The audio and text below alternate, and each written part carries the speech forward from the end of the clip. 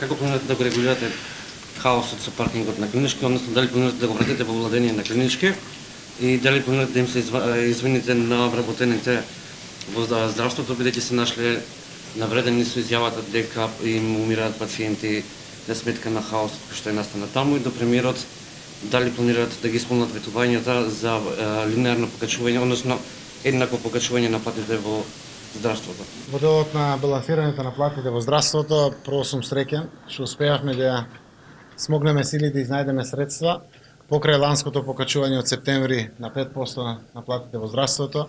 Ова година да ја почнеме со нови 10% за покачување на платите на специјалистите и 5% на медицинските сестри, болничарите и другиот персонал. Следува и од септември 2019 уште по 5%. Со тоа ќе стигнеме просек од 90.000 денари вкупен приход на специјалистите, тоа е нето плата и дежурствата кои што ги остваруваат.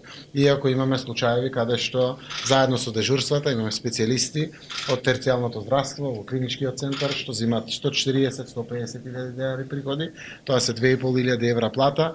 Ако ги споредиме со платите во Германија, можеме да кажеме дека сме направиле одреден сериозен исчекор. Исто така, заради тоа што нема доволен број на лекари во внатрешноста, во општите болници, таму специјалистите имат за жал позачестени дежурства, па така платите таму заедно со дежурствата стигат некаде 120-110.000 денари и верувам дека нивото на достоинствено живење и работење го дигаме во делот на здравството. Направивме исчекор за да обезбедиме дополнително стотици милиони денари за да почнат новите 5% за медицинскиот персонал од понизок ранг, медицинските сестри, болничарите и другите кои што работат во здравството. Секако тоа не е доволно, но треба да имаме во предвид дека во културата очекуваме да има диалог помеѓу синдикатите, да се донесат колективните договори и таму треба да изнајдеме средства кои што се вкупно до конечната цел 360 милиони денари пари. И полицијата, и армијата барат, и другите институции. Како расте и се развива Македонија, расте бруто домашниот производ, парите ќе ги распределиме и за плати, и за капитални инвестиции на секаде во државата, но секако за некои 4 месеци, два пати по 5% изголемување во здравството за медицинскиот персонал, а во делот на специјалистите тоа второто од 5% е 10%. Следува во септември ново 5%, верувам дека треба да знаеме дека и толку се можностите на Република Македонија, но да се надеваме дека економијата ќе расте и ќе се развива. Трендовите се одлични, буџетот е стабилен, финансиската ликвидност е огромна. Ако продолжиме во тој тренд да се развиваме, верувам дека и квалитетот на живот, а вклучително и тоа е платите на здравствените работници, но и на другиот дел од администрацијата во идење ќе расте. Само едно прашање на ова. Само да дадеме малку и на другите. Го паузира, речиси, протестот и рекоа дека најверојатно треба да се сретнат со вас. Дали вие ќе се сретнете? Да, јас му кажав синоќ со министерот за здравство имавме состанок, да и со градоначалникот, темите беа и делот на инфраструктура во градот, но и делот на здравството. А на 24 или 25 ќе одржам состанок со министерот за здравство и синдикатите од делот на здравството за да ги разгледаме, разглобиме сите нивни болни прашања за кои што мислат дека треба да разговарат во рамките на можностите секогаш да наоѓеме решение. Имате ли сознанија што се ќе содржи законот за амнестија, кој се ќе биде опфатен? Тоа што јас го знам од представниците на Социјалдемократскиот сојуз, синоќа на извршен одбор на партијата, бев информиран за деталите. Законот за амнестија кој што веќе се дебатира, веројатно ќе се оформи до крајот на неделата, почетокот на идната недела, како планира заедно со службите пратениците, ја има конечната цел, а тоа е да донесе помирување, подавање на рака помеѓу највисокиот орган во државата или Собранието на Република Македонија, а со конечна тенденција да тоа продолжи по вертикално ниво и кај навивачките групи, и во општините, и кај младоците во партиите, и насекаде, таа е конечната цел. Самиот закон прави јасна дистинкција и разграничување, што значи учество во насилството, зборува за маскираните луѓе учеството во насилството, што значи тие што кренеле рака и употребиле насилство, но што значи организацијата или осмислувањето на тој дел, каде што се издвојуваат и законот не важи, но веројатно самиот закон ќе испрати порака на помали казни дури и за тој дел.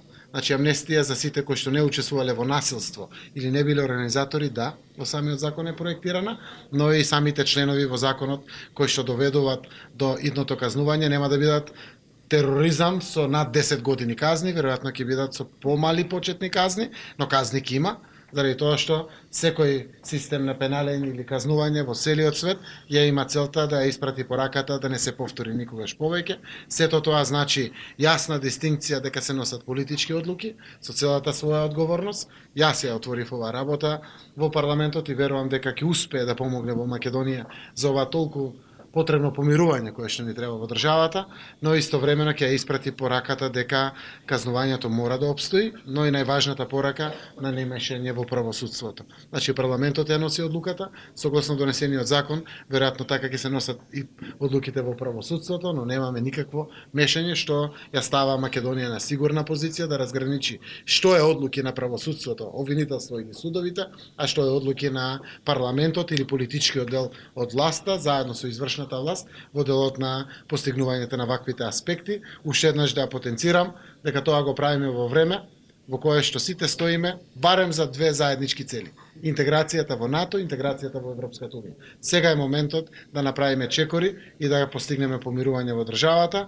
затоа што таму кај што има слогата и единството, може да очекуваме и поголеми успеси за Македонија. Колеги, ми треба премиерот за вас. Секунда.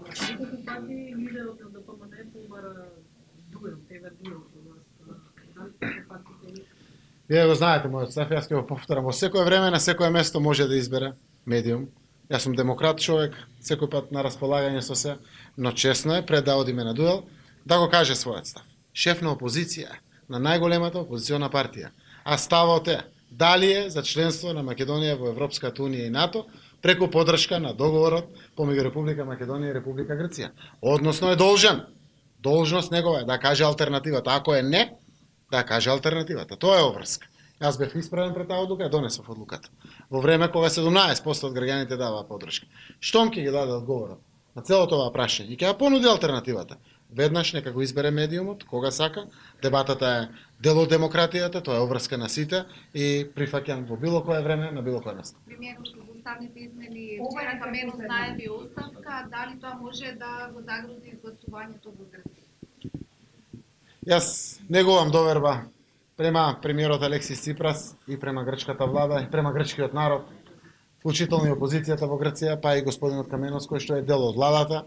Треба да дадат шанса на еден ваков историски договор, заради тоа што договорот е добар за двете земји, за двата народи и верувам дека бенефитите ќе се видат во следните месеци од неговата имплементација. Јас сум убеден дека довербата која што имам во Алексис Ципрас ќе биде имплементирана во парламентот, како што јас се трудам довербата што Алексис Ципрас има према мене и према владата во Македонија дека ќе биде имплементирана во парламентот. Сериозен и суштествен е процесот кај нас. Ниту јас, како еве најупатен човек, не можам да гарантирам дека ќе успее македонскиот парламент, но тоа што можеме да го направиме и го правиме и ќе продолжиме да го направиме со максимално инклузивен процес, да токму овие процеси успешно завршат некаде средината на јануари. Веќе видовме дека 9 јануари е закажана пленарната седница, не повеќе од 10 дена. Таа трае седница околу средината на јануари. Верувам дека ќе успееме да изгласаме конечноста на уставните амандмани. Сигурно видовте колку сме били инклузивни и треба да појасниме на сите да знаат дека еве не излегува мечки во амандманите. Нема ништо скриено. Нема ништо закукулено, замумулено. Тоа беа дебатите тие. Чесен пристап на имплементацијата на договорот од Преспа. И видовте дека имаме инклузивен процес. И од албанската заедница, каде што во преамбулата, тоа што ставаше впечаток дека живеат во рамките на границите, дека како времено да се граѓаните од помалку бројните заедници, веднаш го прифативме. Во делот на водењето на грижата на државата према својата диаспора, вклучивме целата диаспора, не само македонскиот народ. Многу важното прашање во првата реченица од амандманот 36 или членот 49 став 1 го зајакнавме македонскиот идентитет, таму има уште еден збор плюс инклузивен внатре. Јас верувам дека пратеници тоа ќе го поддржат заради тоа што тие го предлагаа, а претходниот пат не гласаа во парламентот. Навистина имаме инклузивен процес заради тоа што е важно. Важно е за Македонија, важно е за сегашните идните генерации, важно е за едината на нашата земја. Дали единствен пат за да се изгласаат уставните измени е Ова е последно прашање. дали за овој закон сте се консултирале и до меѓународниот фактор, како мисли имат вие за овој закон и дали вие лично му простите на господинот Милковски што ја отвори вратата и го рискуваше и вашиот живот и уште едно денеска се изгласа трансформација на армијата на Косово, што би значило тоа за регионот, дали регионот станува посигурен или Не ни обратно заради нели случувањето во свет. 10-15 минути одговор заслужува. Ќе се потрудам да бидам максимално кратен. Јас отидов и во суд како сведок и таму во записник нотирав дека сум прост. Нека е простен Господ, но јас не сум правниот систем во државата. Правосудството ќе и носи своите одлуки. Тоа што зависи од мене го отворив и на пленум на тој 15 октомври. Заради тоа што така го чувствувам. Чувствувам дека закрававеноста меѓу брат и брат, толкавата поделеност пред се во моментот помеѓу македонското ткиво мораме да ја отклониме. Тоа е наша обврска. Можеме ние да коментираме се што сакаме во државата, но некои има и одговорност и обврски во оваа земја. Номинирав дека очекувам и политички последици. Времето ќе ги покаже тие политички последици. Но кога постигнеме целта да се обединиме, верувам дека ќе успееме. Секако дека консултираме меѓународна заедница. И тоа што меѓународната заедница го испраќа како порака, тука е рамката на движењето. Влијание и мешање во правосудството никако. Затоа што и ние да ги изгласаме и со 120 гласа амандманите уставни.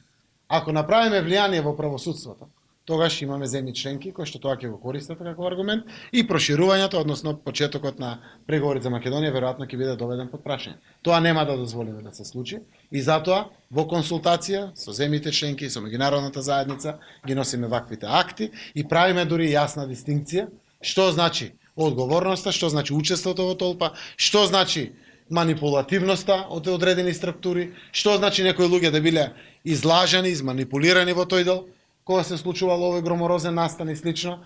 Еве, ако Заев бил првиот таргет, нека тргне простувањето од мене. Ако парламентот бил кулминацијата на нашата поделеност, нека тргне од парламентот.